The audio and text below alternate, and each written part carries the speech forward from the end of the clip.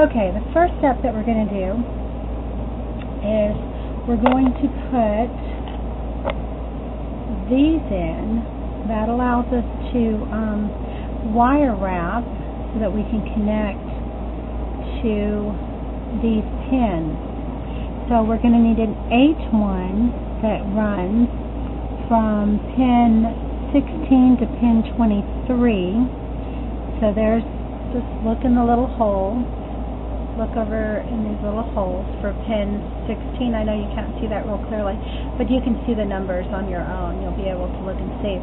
So you're going to go from pin 16 to pin 23, and then we're going to do another 8-pin one from pin 0 to pin 7, which is on the other side. See? So we're going to go pin 0 to pin 7.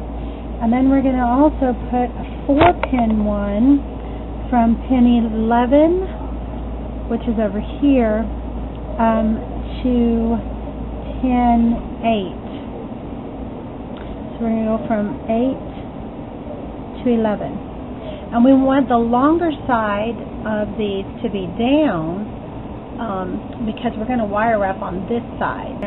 Get ready to solder. Okay. So I fold it over the towel so that I can get these pins that I just put in to stay up against the board while I'm soldering. Okay, so let's go ahead and solder these up.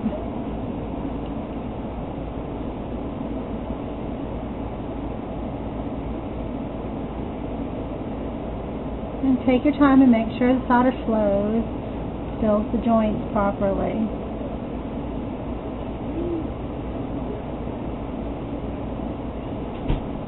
And you're going to just continue soldering all the way around until you get the 2 8 lines and the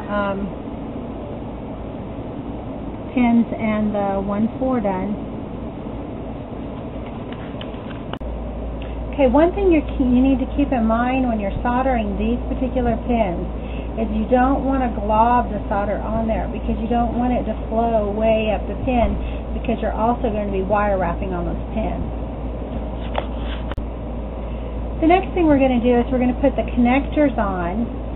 They're 10-pin connectors. They're right angles. Here's one here. I don't know if I can get one. Let me put it down so if you can see it. Okay, that's a right angle connector. It'll be in your kit. It's 10-pin, and this is to connect the ribbon cables for communication between this and the memory expansion board. So what we're going to do is those are going to go over in this corner.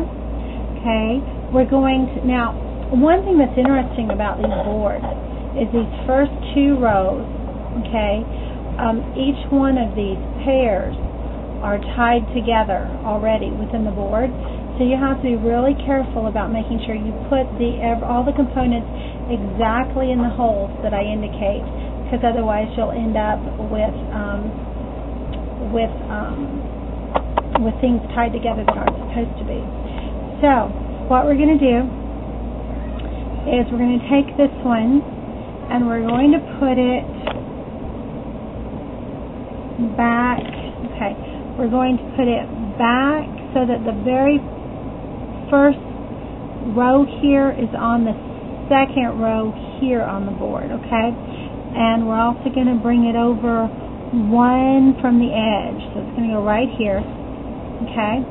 And then the next one, you're going to need to leave 2 rows, okay, between them so that the cables have room to plug in properly, okay? Leaving it so that, like I said, there are 2 rows between those 2 pins. Okay? Alrighty. Okay. There's one other 10-pin connector that we need to put on there, which is also right angle, and that's going to allow you to talk to the data logger. Okay? That one needs to go 8 rows in and offset back by 1 row. The 10-pin connectors, when you solder them, they only need to be tack soldered. So you only need to solder diagonal corners. So see how I did that corner, so I'll do this corner. It's just to hold them in place. They don't need to be soldered completely because they're going to be wire wrapped, and that's how they're going to make the connection that they need to make to the board. So I'm just going to tack those. Okay, so all of my 10-pin connectors are in, and these are in. And then the next thing that we're going to do is we're going to go ahead and put in the resistors.